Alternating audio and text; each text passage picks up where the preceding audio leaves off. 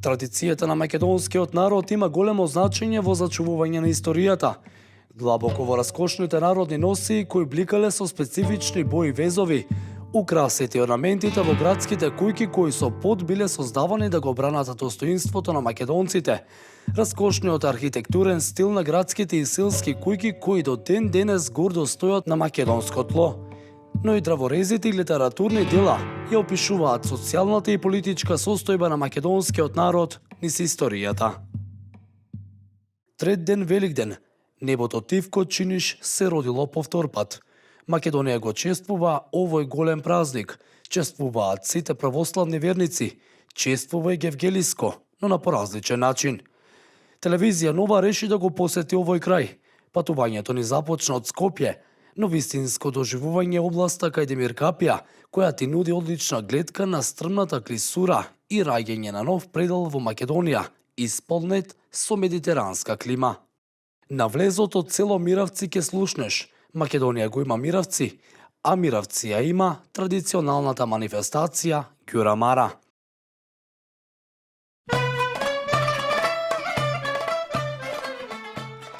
Ѓурамара ја знаат како огромна автентична македонска традиција, која датира уште од раното владење на османлиите на овој простор.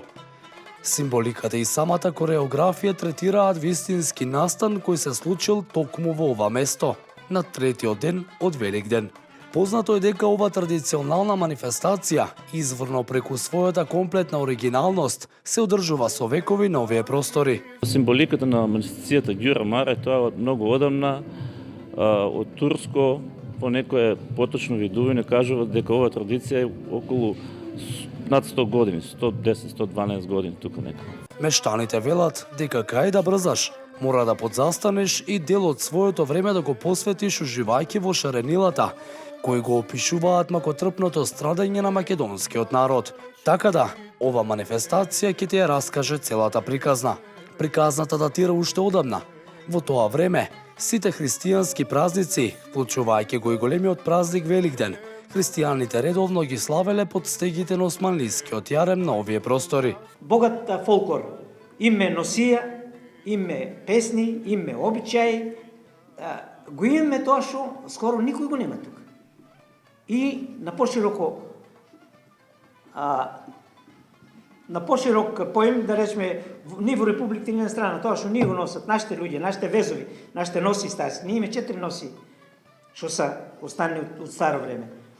Се одржува на секој Великден на третиот ден во Миравци, без разлика на датата, затоа што Великден е со променливи дати, он не е на иста дата. Луѓето од овој крај по различни поводи редовно се собирале на сред село, па со песни, ора и обичаи, редовно ги одбележувале сите празници. Но овие се народни прослави обично завршувале пред да зајде сонцето, бидејќи народот бил уплашен и стравувал од можни закани од разни османлиски и арамиски групи. Во тоа време приказната вели дека помеѓу девојките на орото била и младата Мара, за која селаните велат дека била многу убава. Од тука потекнува името на манифестацијата Ѓурамара. Улогата на Мара секоја година и припаѓа на млада девојка од селото, која е накитена со символична народна носија и украси. Значи, Мара била девојка, таа потекнувала од село, таа играла оро на сред село. Ова е стара традиција која се почитува долго време и се игра многу години. Мара, значи, била многу убава девојка, затоа турците сакале да ја грабнат, но сепак таму бил Ѓуро кој ја спасил и така со селаните Мара не била одведена од турците. Селаните велат дека Мара била посакувана од секого. Низината убавина ги шармирала младите османлии кои што постојано доаѓале на прославите и се восхитувале на низината убавина. Бидејќи не можеле да одолеат на незината младост, се решиле да ја грабнат и да побегнат. Приказната вели дека тие постојано биле вооружени и добивале се што ќе посакат. За да успеат во намерата се решиле да се фатат на оро, еден од лева, друг од десната страна на Мара, па така да ја повлечат од орото. Но во тој момент ги забележал братот Ѓуро. Постојано ги следал по стапките на османлиите, а веднаш штом тие ја грабнале, тој изрибал и започнал битка со нив. Пократко, Ѓуро успеа да ја спаси сестра си од армиите, но неговиот живот завршува трагично. По овој настан селаните секоја година на третиот ден од Великден ја величат храброста на Ѓуро, а ја слават убавината на Мара.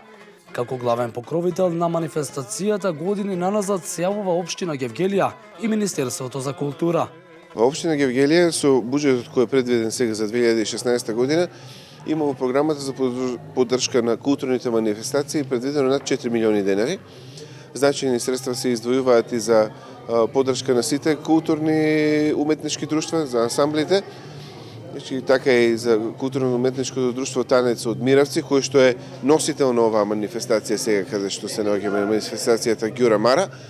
Но и сите други културни манифестации редовно на повик од сите што учествуваат и добиваат и средства. Според тоа колку е обемна, колку е значајна, колку е масовна манифестација, така се распределуваат и средствата. Македонските професионални музичари велат дека само преку практикување на традициите ќе се задржи македонскиот фолклор. Зборуваме за фолклорот на еден народ, на едно брачи. Мораме да спомнеме дека фолклор како фолклор е традиција создавана од народот. Значи тука нема автори, нема пишувачи на музика, пишувачи на текст. Цел народ е, ако може така, значи да се каже, оно технички е неизводливо, нели 10 души да створат една песна. Кога се пеел, народниот пејач, кога извирало од него песната, тој е пеел. Соговорникот, другарот, човекот што му правил друштво, тој е слушал песната. Значи, и кога таа песна, ако е добра,